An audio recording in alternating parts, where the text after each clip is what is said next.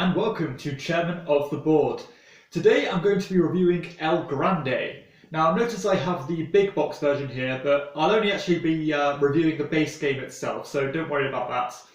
Also, if you're not familiar with the rules of El Grande, I recommend you check out my how to play video, just so you get more familiar with the game before reading or listening to the review itself. So let's get into it. Okay, so El Grande is a pure area control game for 2 to 5 players. The game takes around 90 minutes to play and was designed by Wolfgang Kramer in 1995.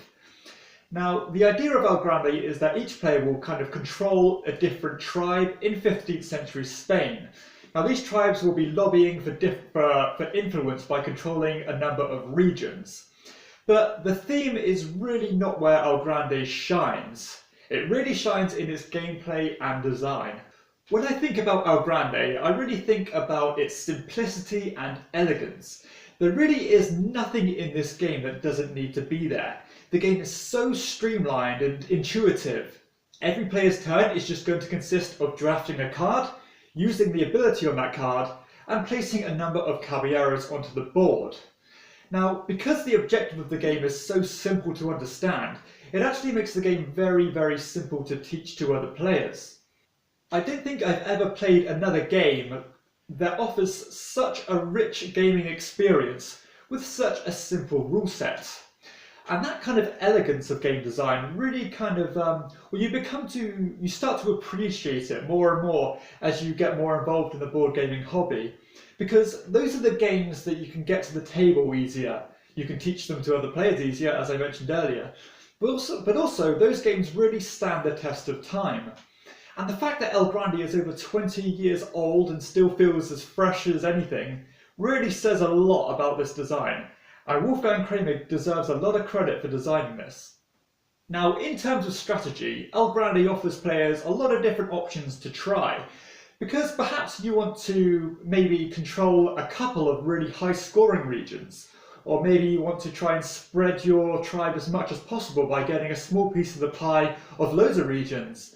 Or maybe you even want to try and focus on that Castillo, so that you can place your caballeros in regions that aren't close to the king. Now, despite the number of viable strategies, I would say El Grande is more of a tactical game. And that's because you'll constantly be reacting to what other players are doing, because every decision they're making is going to affect you, and vice versa. So there's this real constant struggle for leverage, who's going to control each region. And that creates a very engaging experience, and creates very, very little opportunity for you to lose interest. I also find the use of the power cards very interesting, because although you want to play the higher cards in order to get the action cards that you want, you've got to be careful not to play them too often, because you're going to soon run out of caballeros to place onto the board. So knowing when and where to play the higher and low cards is so important to your success in this game, and you're going to have to plan a turn or two ahead in order to make sure you've got a steady flow of caballeros to put onto the board. Those power cards are also very integral to the balance of the game, because the player who's going to play the lowest power card, and therefore is probably going to get one of the weaker action cards, is going to get first dibs on the next batch of action cards. And that creates a very, very, very balanced situation or game here. So the game as a whole is actually very, very balanced in general, but the only issue I can see with balance here is the art of king making.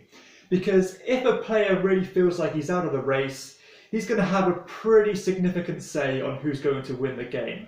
So that's something to bear in mind.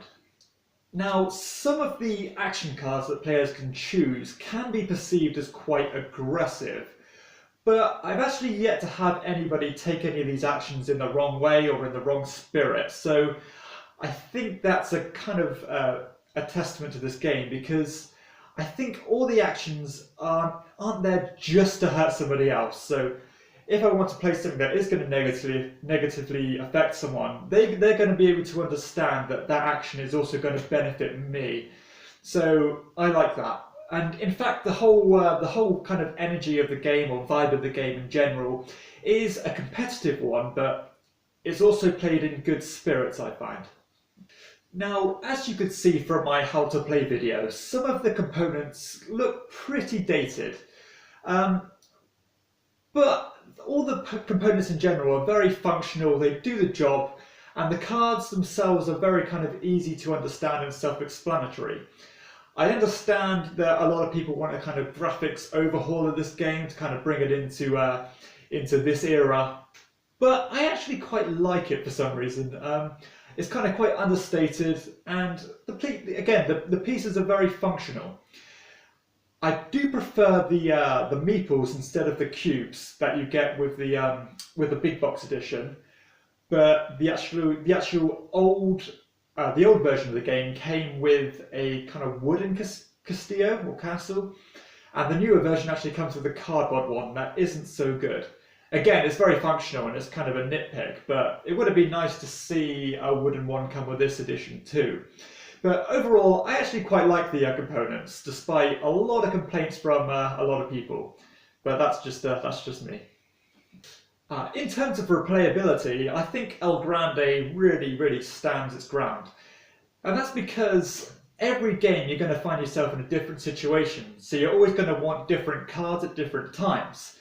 And that kind of always, or because you're always reacting to the situation, you're always going to be kind of thinking on the spot and not from previous games, for example. Also, I think the more you play this game, especially with the same group, you're going to find new layers of strategy because you're going to know what to expect out of those action card decks, and that's going to create a more kind of tense atmosphere, and you're going to be lobbying for those action cards more kind of ferociously. And I love games that get better the more you play them, and I think El Grande really falls into that category. Overall, El Grande is a phenomenal game. Its elegant design really strikes a chord with me, and I really can't see myself ever getting tired of this one. It really is an elite game. I love the kind of weighting of the game because that really simple framework presents several very tough decisions. And to me, that is kind of the recipe of a great game. I really couldn't recommend this one enough, and it's going to take something very special to knock this out of my top 3 games of all time. That's how much I think of El Grande. So I really hope you've enjoyed this video, and I urge you to go out and pick El Grande up right now. So if you've enjoyed the video, please hit like and subscribe to my channel. For everyone else, I'll see you next time on Chairman of the Board.